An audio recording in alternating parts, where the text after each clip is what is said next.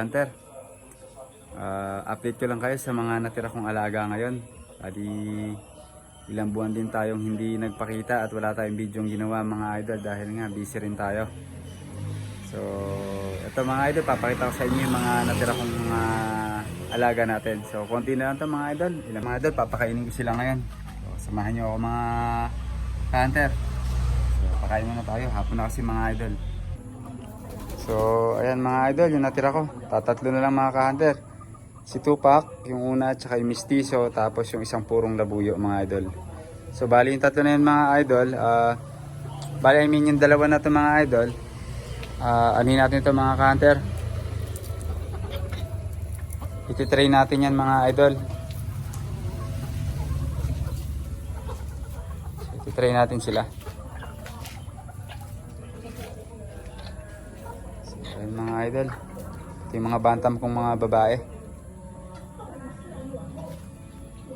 So bali mga idol, kung matatandaan nyo, bali nasa 14 yata yung alaga ko nung nakaraan, last video ko. Yung iba mga idol, may mga pumunta sa akin dito, mga nakakuha. At meron ako isang nakawala dito mga idol, at dalawa yung namatay dahil sa sakit nga mga ka-hunter, hindi natin naagapan nung nakaraang mga buwan. So ayun mga alaga ko mga idol.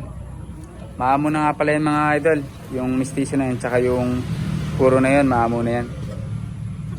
So hindi pa tayo makapangati mga ka-hunter dahil nga lugon pa to si Tupac, yung pinapangati natin. At yun mga idol, ititrain ko din yan, at saka yung isa na yun. Etong, baka sa October mga idol, mag-start na ako mag-hunt. So ayan sila mga ka-hunter. At yung mga bantam ko.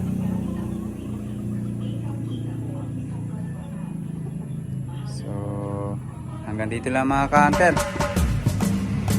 So kung hindi ka nga pala idol, hindi ka pa nakasubscribe sa ating channel, huwag mo naman kalimutang mag-subscribe idol.